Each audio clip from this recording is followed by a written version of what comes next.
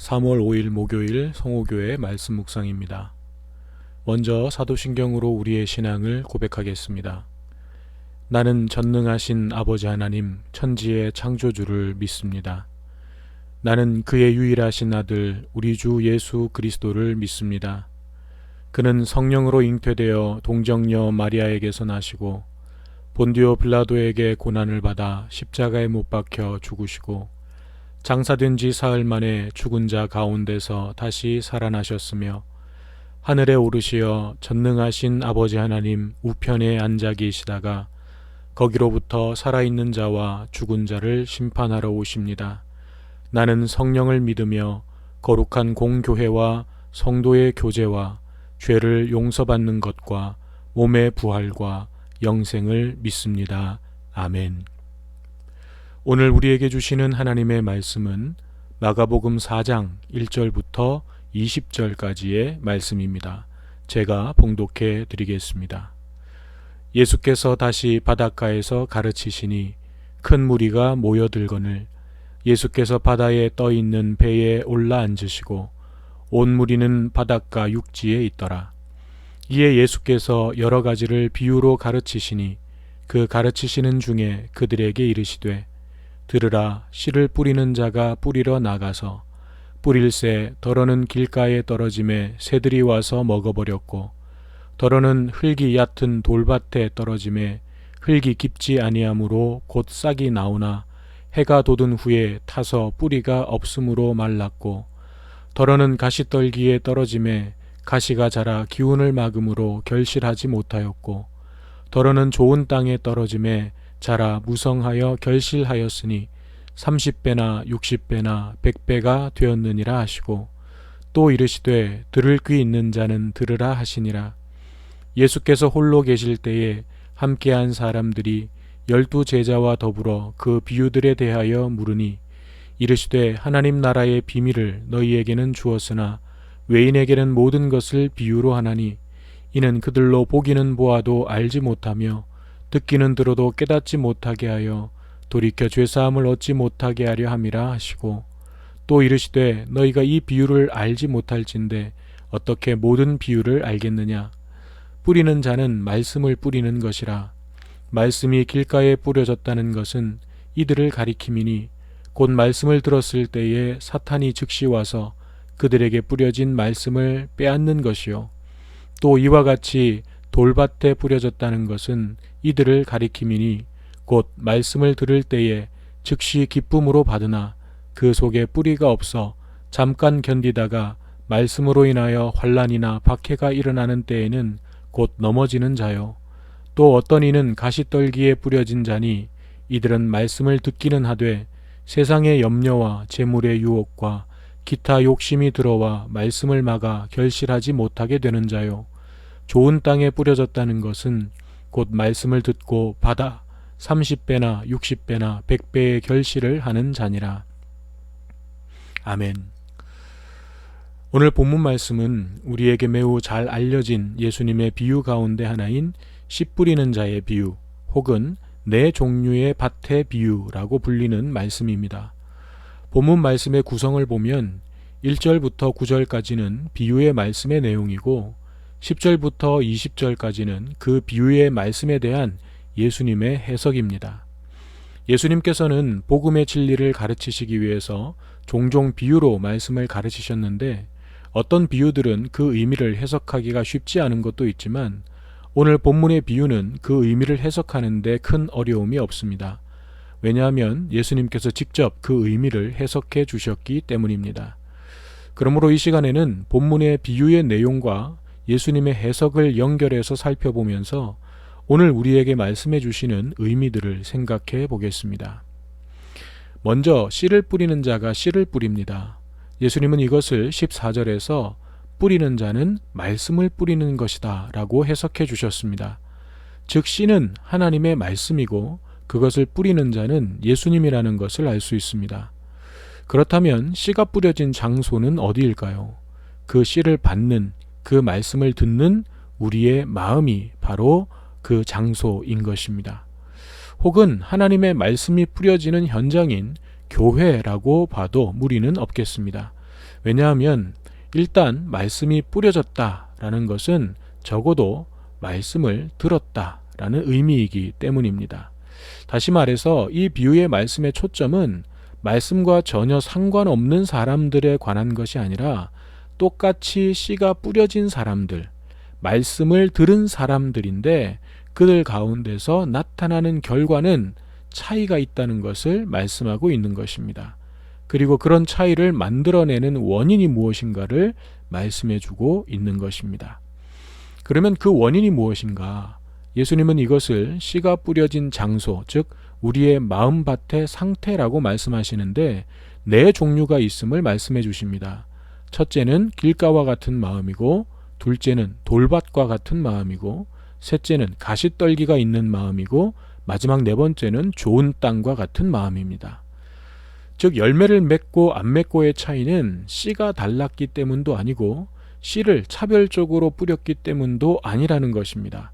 같은 씨를 뿌렸고 네 군데 모두 동일하게 씨가 뿌려졌지만 그 씨가 심겨진 밭의 상태, 말씀이 들어간 마음의 상태에 따라서 그 결과가 달라진다는 거죠.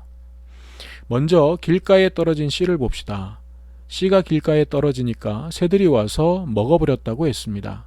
그리고 이에 대한 해석을 15절에서 이렇게 말씀해 주십니다. 말씀이 길가에 뿌려졌다는 것은 이들을 가리킴이니 곧 말씀을 들었을 때에 사탄이 즉시 와서 그들에게 뿌려진 말씀을 빼앗는 것이요. 즉 마음이 길가와 같게 되면 말씀이 들어와도 새가 씨를 먹어버리듯이 사탄이 그 말씀을 빼앗아가 버리기 때문에 결실을 할 수가 없다는 거죠. 이러한 마음의 상태는 세상의 마음을 온통 빼앗겨 버려서 말씀을 튕겨내 버리는 것이라고 할 수 있습니다.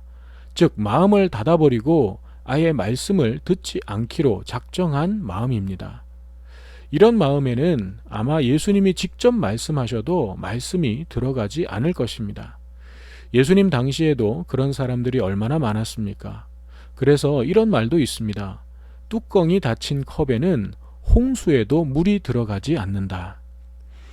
그러므로 중요한 것은 우리 모두가 하나님의 말씀에 마음을 열고 그 말씀에 응답하려고 애쓰는 것입니다. 그럴 때 우리 안에는 풍성한 열매들이 맺혀지게 될 것입니다. 다음으로 돌밭에 뿌려진 씨를 보니까 잠깐 싹이 나기는 했는데 흙이 많지 않다 보니까 뿌리를 제대로 내릴 수가 없어서 결국 말라 죽게 된다고 했습니다. 이에 대한 해석은 16절, 17절에 나와 있는데 말씀을 들을 때에 즉시 기쁨으로 받으나 그 속에 뿌리가 없어 잠깐 견디다가 말씀으로 인하여 환난이나 박해가 일어나는 때에는 곧 넘어지는 자요 라고 했습니다. 이것은 말하자면 신앙생활이 말씀에 뿌리를 내리고 말씀에 근거한 신앙생활이 아니라 그때그때의 상황에 따라 오르락 내리락 하는 것을 말합니다.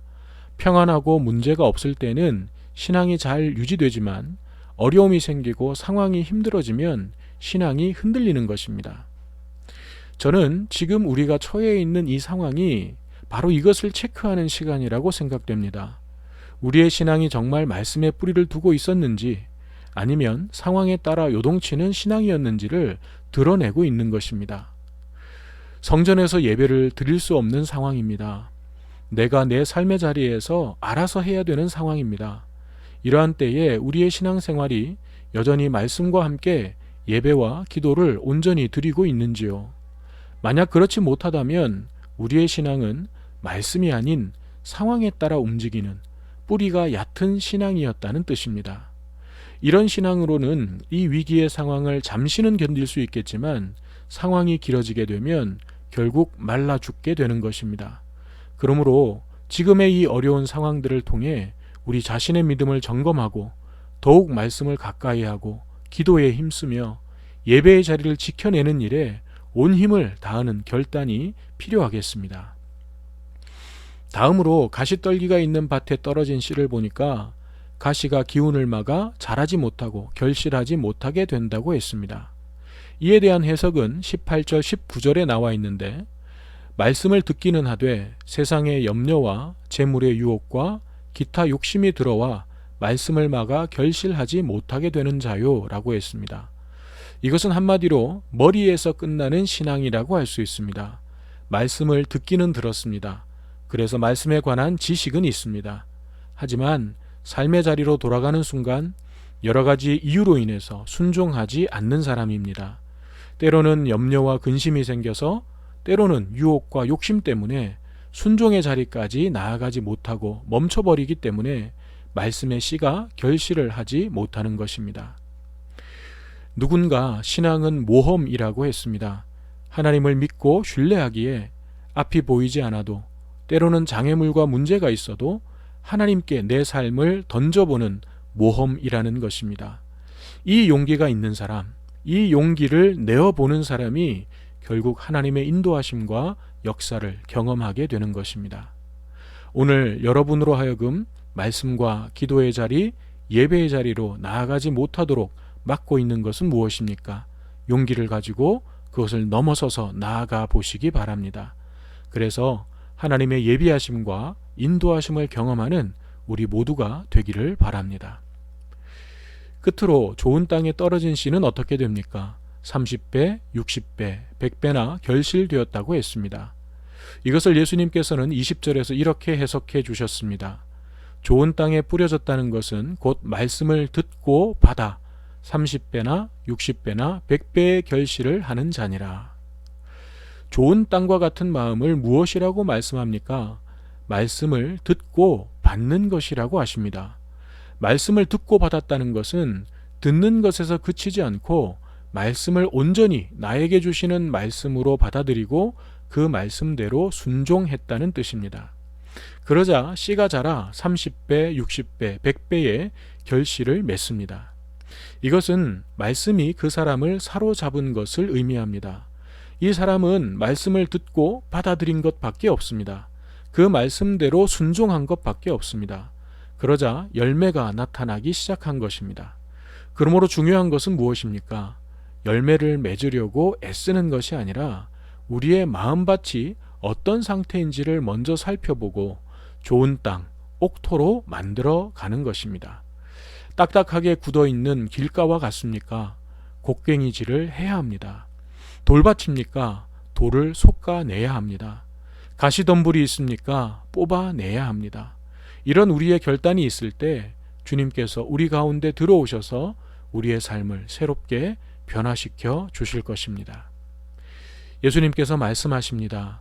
들을 귀 있는 자는 들으라. 말씀을 듣는 우리의 귀가 열려지고 우리의 마음이 열려져서 오늘 이 하루도 말씀이 이끌어 가시고 말씀의 열매가 나타나는 저와 여러분의 삶이 되기를 주님의 이름으로 축복합니다. 기도하겠습니다.